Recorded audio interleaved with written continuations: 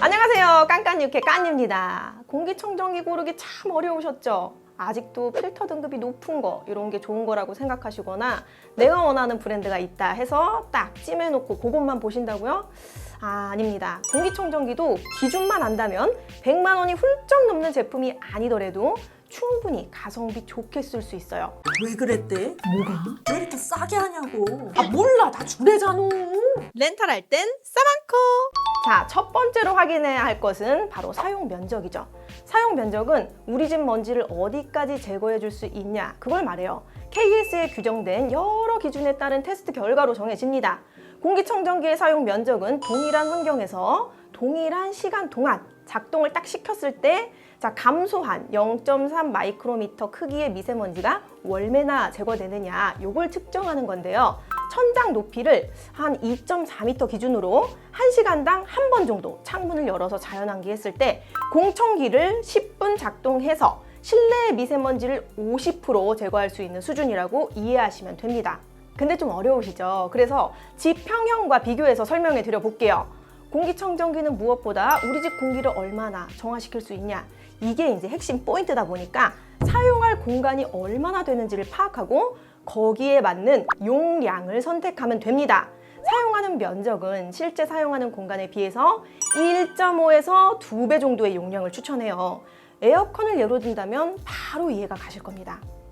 에어컨도 집 평수보다 좀 더 큰 평형을 선택하시죠. 공청기도 마찬가지예요. 자, 왜냐고요? 우리가 처음 이 기계를 만들어서 면적을 산정할 때 되게 통제된 환경에서 만들어지잖아요. 근데 실가구를 들여놓는 측면에서는 만약에 공청기를 거실에 둔다면 주방도 연결돼 있고 방도 연결돼 있다 보니까 사용하는 입장에서는 1.5에서 2배 정도 넉넉히 계산해야 되는 거죠. 한국소비자원에 따르면 사용 공간의 130%를 권장하고 한국공기청정기 협회에서는 사용 공간의 150% 정도의 용량을 추천하고 있습니다. 10평 정도 되는 거실에서 사용한다면 13평 혹은 15평 이상의 제품을 사용하면 되는 거죠. 우리가 두 번째로 확인해야 될 게 바로 필터 등급인데요. 필터 성능부터 살펴볼게요. 많은 업체들은 비싼 만큼 필터가 좋다, 고성능이다, 그렇게 얘기를 해요. 자, 근데 과연 그럴까요? 정답은 무조건 그렇다고 할 수는 없답니다. 공청기는 보통 3가지 필터가 들어가는데 1단계 프리필터, 2단계 집진 필터, 3단계 탈지 필터로 나눠볼 수 있어요. 그러면 이 처음 만나게 되는 프리필터에서 큰 털, 동물털, 머리카락 이런 게 걸러지고 집진 필터인 헤파 필터에서 드디어 미세먼지와 초미세먼지까지 모두 걸러냅니다. 그리고 마지막 탈지 필터에서 냄새나는 것들 다 제거되고 깨끗한 공기만 남게 되는 거죠. 자, 이 중에서 집진 필터의 등급이 중요한데요. 사실 에파 11부터 헤파 13 사이 등급이면 충분해요. 보통은 헤파 필터라고 통칭을 하죠. 그래서 우리는 헤파 필터라고 알고 있는데 0.3 마이크로 크기의 미세먼지를 99% 이상 제거할 수 있는 필터를 말합니다. 자, 근데 이 필터 등급이 올라갈수록 가격도 올라가는 게 문제예요. 자, 여기서 깜깜 포인트! 필터 등급이 올라가면 더 좋은 거 아닌가요? 필터 등급이 올라간다고 다 좋은 건 아닙니다. 왜냐하면 먼지 제거 능력은 풍량과 필터의 밸런스거든요. 필터 등급이 높아질수록 필터 사이 공간이 더 촘촘해져요. 그러니까 아이러니하게도 풍량은 작아지는 거죠. 그래서 결론적으로는 먼지 제거율은 떨어지게 됩니다. EU 공업 기준을 보면 85% 제품도 10판 허가를 받고 있어요. 외국은 다 그렇다는 거죠. 에파 10부터 에파 11 등급의 필터도 괜찮다는 거예요. 물론 호흡기 관련 예민한 질환이 있고 저처럼 비염이 있으시다면 필터 등급을 조금 더 좋은 걸 쓰는 거는 좋겠습니다만 우리 일반인의 경우는 그렇지 않다는 거예요. 최근에 많이 썼던 마스크를 예로 한번 들어볼까요?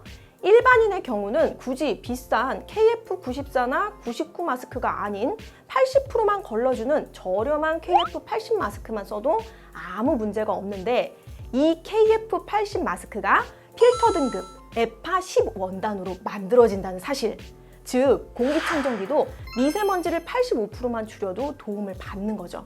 물론 돈이 많아서 디자인도 봐야 되고 고성능으로 사고 싶다 그러면 안 말립니다. 하지만 가성비를 찾는다면 에파 10에서 에파 11 등급도 괜찮다는 거 기억해 주세요.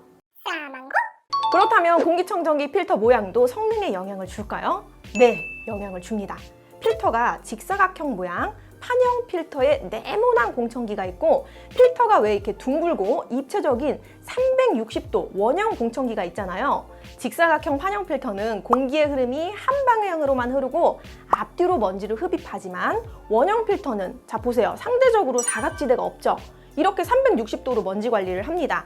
그리고 필터 면적만 봐도 원형 필터가 판형 필터보다는 더 넓은 면적이에요. 자, 여기에 더해서 공기청정기가 360도 방향으로 공기의 흐름을 만들어낸다면 어떻게 될까요? 방 안에 곳곳에 숨어있던 그 미세먼지가 공기청정기 속으로 쏙 들어가서 필터에 걸러지게 되겠죠. 그래서 결론은 원형 필터가 조금 더 효율적이라는 겁니다.